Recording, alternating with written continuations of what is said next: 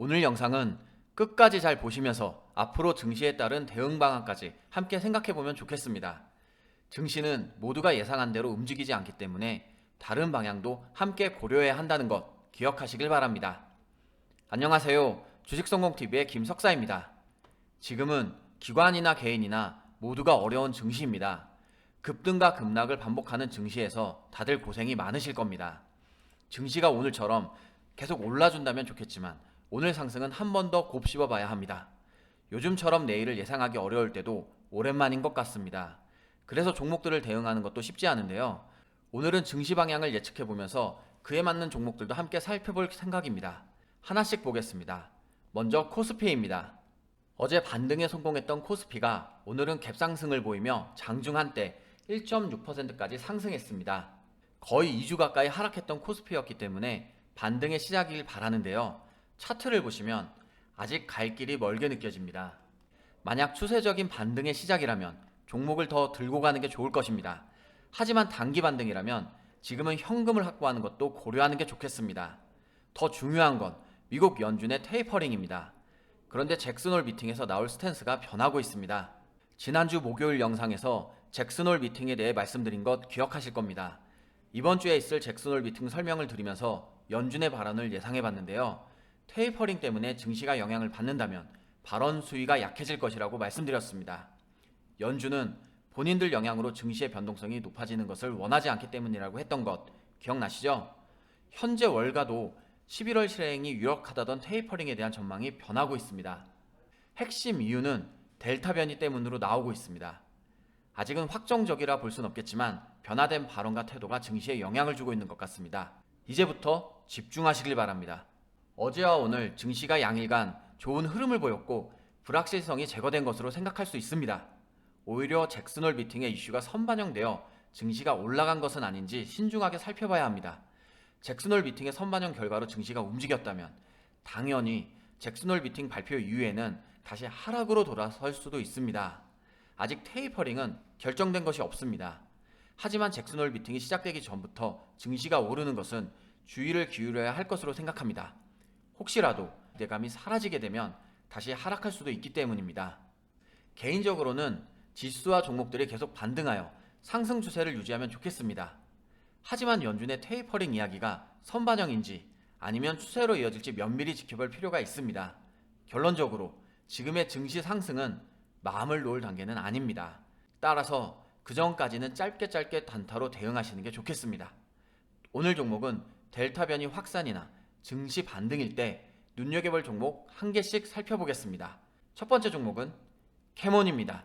캐몬은 신약이나 식품, 화학물질, 화장품 개발에 필수인 독성과 부작용 등의 안정성 등의 평가를 위탁 수행하는 임상시험 수탁 CRO 기업입니다. CRO이기 때문에 코로나 백신이나 치료제 개발 등의 이슈에 따라서 급등락을 보이는 종목입니다.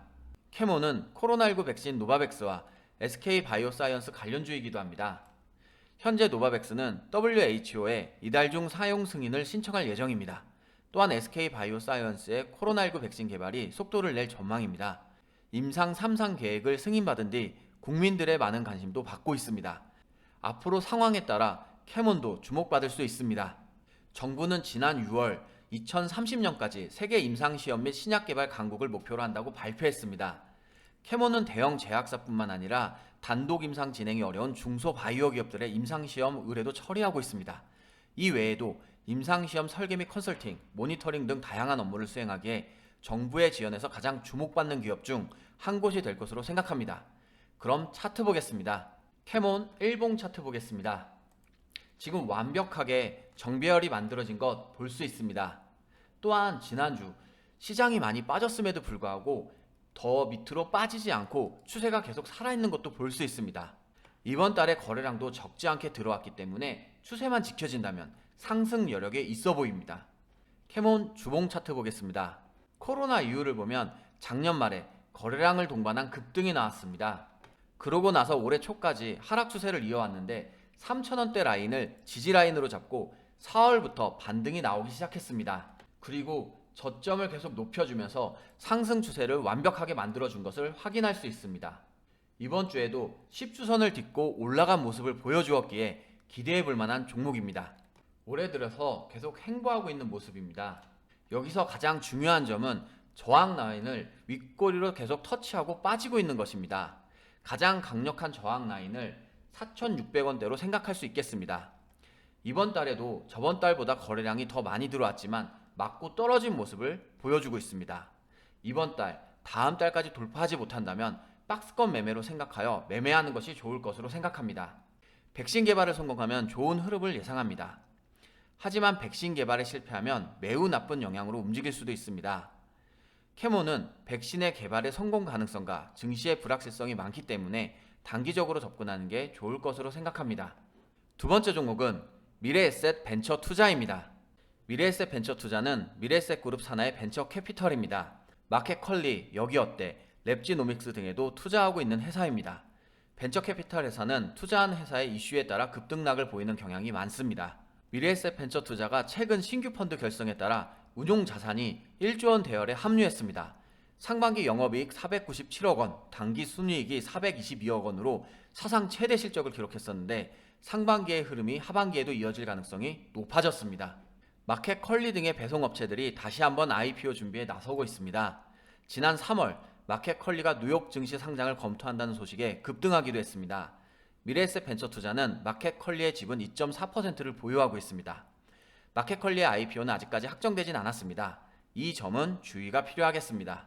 그럼 차트 보겠습니다. 미래에셋 벤처 투자 일봉 차트 보겠습니다. 올해 5월부터 계속 옆으로 횡보하고 있습니다. 지난주 우리 시장에 조정장이 오면서 대다수의 종목들이 급락이 나오고 좋지 않은 흐름이었던 것 기억하실 겁니다. 그런데 미래에셋 벤처 투자는 많이 빠지지 않고 8,000원대 라인을 지켜주었습니다. 오늘도 5%대의 상승을 보여주었는데 이제 박스권 상단까지 올라가고 있다고 생각합니다. 21선을 딛고 지지라인을 잡아주면서 올려준다면 일봉상 박스권 상단을 돌파할 수도 있을 것으로 생각합니다. 하지만 만약 여기서 9,000원대 라인을 맞고 떨어진다면 8,000원까지 하락할 수 있다는 점도 조심하면서 접근해야 하겠습니다. 미래에셋 벤처 투자 주봉 차트입니다. 작년 11월부터 올해 4월까지 계속해서 상승 추세를 보여주었습니다. 하지만 고점을 찍은 후 약간 하락한 모습입니다. 그렇지만 하락 추세를 크게 보이지 않고 5월 달에 지지 라인을 잡아준 모습입니다. 지금 이동평균선이 가운데로 몰려있는 상태에서 이번 주도 8%대의 상승을 보여주고 있습니다. 골든크로스도 나타나고 있고 정배열을 만들고 있기에 추가적인 상승 기대감이 있습니다. 골든크로스도 나타나고 있고 정배열을 만들고 있기에 추가적인 상승 기대감을 가져도 좋을 것 같습니다. 미래에셋 벤처 투자 월봉 차트입니다. 지금 상승 삼각 패턴을 만들면서 옆으로 횡보하고 있는 모습입니다. 하지만 지금 이 구간이 가장 매물대가 많은 구간입니다. 거래량이 한번 터져준다면 충분히 올라갈 수 있는 상황으로 생각합니다. 지금 기관들의 매수세도 들어오고 있기 때문에 이슈가 생긴다면 더 위로 올려줄 가능성도 충분히 있을 거라 생각합니다.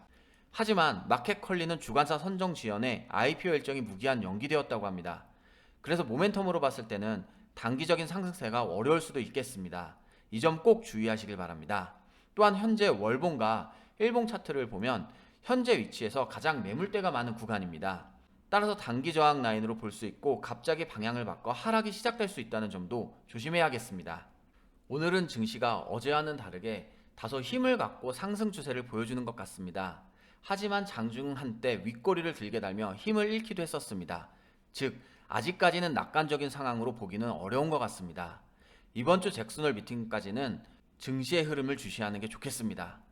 그래서 단기적으로는 익절가와 손절가를 짧게 보고 움직이는 게 좋겠습니다. 단타 대응에 자신이 없는 분들은 현금을 확보하는 것도 한 가지 방법이 될 수 있습니다. 오늘도 수고 많으셨습니다. 고맙습니다.